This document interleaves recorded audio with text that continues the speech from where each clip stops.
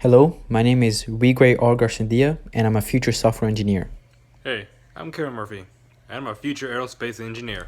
And our project is called Music for the Deaf. According to the World Health Organization, around 466 million people worldwide have disabling hearing loss. The hearing impaired are not able to experience music in the same ways that others can. Empirical data shows that this is a very real problem. Nearly 10 million Americans are hard of hearing and 1 million are functionally deaf.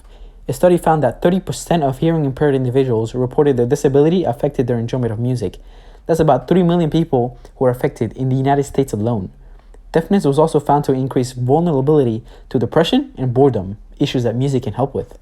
Hearing impaired individuals rarely compose music or play musical instruments.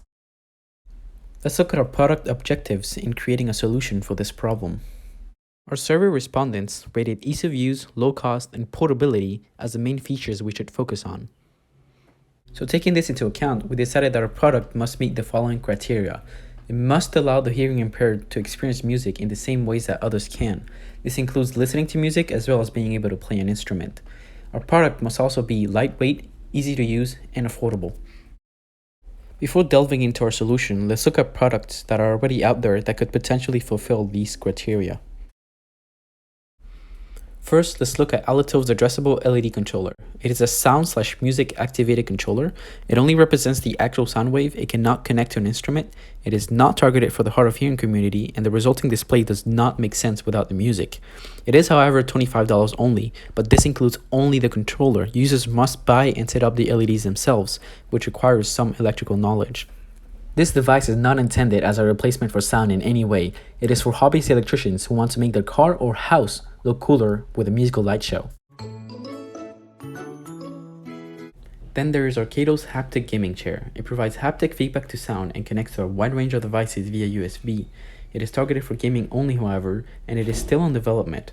It will have an estimated price of about $800, and it has very limited pitch resolution because it relies only on the haptic medium. This limitation applies to our last competitor as well, the Soundshirt 2.0. It is a shirt that vibrates according to a live sound feed. It is not intended as a replacement for music, but marketed instead as a way to augment the experience. It costs $690 for the shirt and $440 for the sound mapping software that allows you to customize your experience. Again, it has very limited pitch resolution because it relies only on the haptic medium. After extensive research, we concluded that there are no competitors in our niche. No product out there is targeted specifically at music making and instrument playing for the hearing impaired, and no widely available product focuses on melody, one of the most important aspects of music.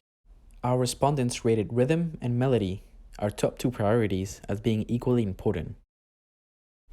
With this in mind, let's finally have a look at our solution. Our solution consists of a piano connected to a laptop connected to an Arduino that controls an LED matrix. The user can play songs on the piano, and the computer will pick up media events sent by the piano, process them, and send instructions to the Arduino so that the matrix displays a visual representation of what the user is playing in real time.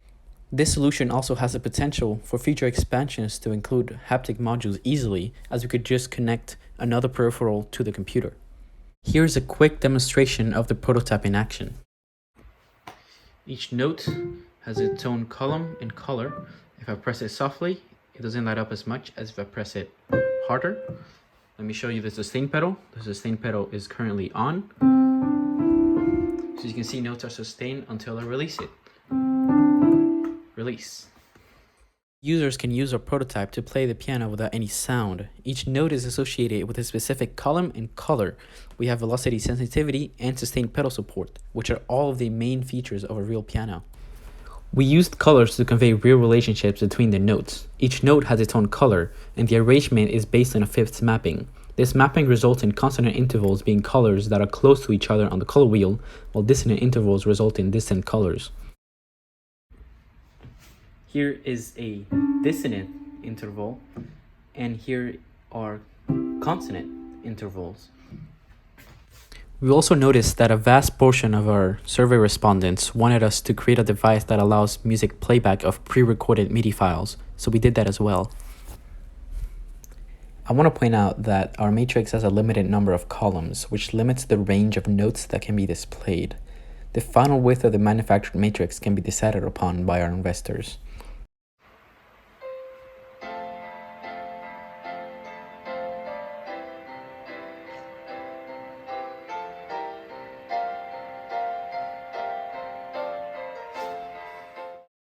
Now let's look at the unique benefits of our solution and how it fulfills the original project parameters. Our solution allows for hearing impaired individuals to play the piano as well as to listen to pre-recorded music. It conveys real relationships between the notes, allowing one to compose music that looks good on the matrix and sounds good to the ears.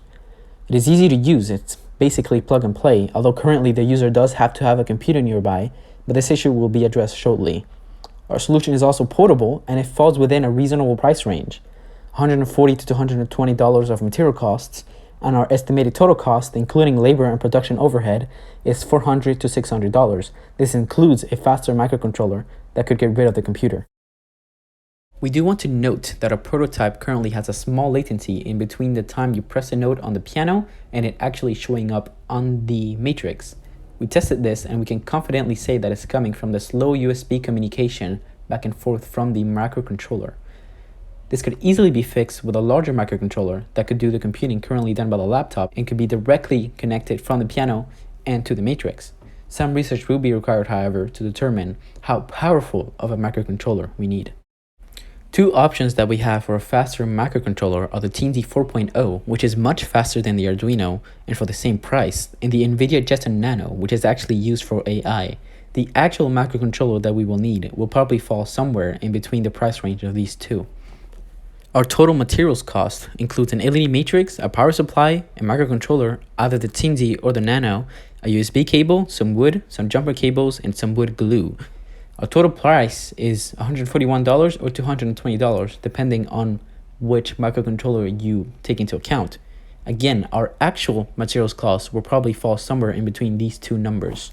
We wanted to calculate a safe multiplication factor for the total retail price, so estimating that overhead will be 80% of materials costs, labor 60%, and a profit of 25% on top of all costs, we got a multiplication factor of 3 for the final retail price of our product. These estimations are very generous, so the final price multiplier will probably be smaller. Our price range fits customer expectations. Most of the respondents of our survey said they would be willing to pay up to $500 for our product, which is in the estimated range for total cost, including labor and production overhead. The estimated total cost was calculated by multiplying our materials cost by a factor of 3. This is a nice segue into our market analysis. First of all, music and musical instruments are very popular. Over 61% of our survey respondents said they played a musical instrument. And when asked to rank from 1 to 10, how much they enjoyed listening to music in their spare time, our respondents almost always said either an 8, a 9, or a 10. The pool of potential customers is huge. The musical instrument retail industry in the United States alone is worth over $6 billion. Nearly 10 million Americans are hard of hearing and 1 million are functionally deaf. A study estimated that 26% of Americans play a musical instrument. If we project these numbers onto the hard of hearing community, we can see that about 2.6 million Americans could potentially pick up an instrument. That's about $1 billion in revenue for us. If only 30% of these people actually buy our product, that's still over 850,000 sales, or $400 to $600 million in revenue. And that's not even mentioning another industry we could pioneer in, automated concert lights. There is currently no widely available light technology that responds directly to instrument feedback for which our technology could be used. Currently, performers have to pre-program light events, and the best automation they have access to is being able to trigger these events via on-stage control panels. Using our technology, they could leave the lights on live feedback from their guitars, pianos, and drums and focus on the music, while our device takes care of creating an epic matching light show. Let's look at what rolling out a product would look like. First of all, some more development is required. We would like to make a more appealing user interface, and we would like to have a faster microcontroller to get rid of the computer. And if we decide to tap into the concert light industry, we also need some more development so that our device can work with other instruments as well. But we have millions of potential customers, and with further market research, we could gauge customer demand and then manufacture units based on that demand. Before concluding this presentation, I would like to offer a special thanks to our mentor, Thomas Livers, our engineering teacher, Kelly Tungett, as well as many others for helping us along this journey. And thank you, Garver, for listening to us. If you have any questions, you can email me at my personal email or text me at my personal phone number displayed on the screen. I hope you have an amazing rest of the day.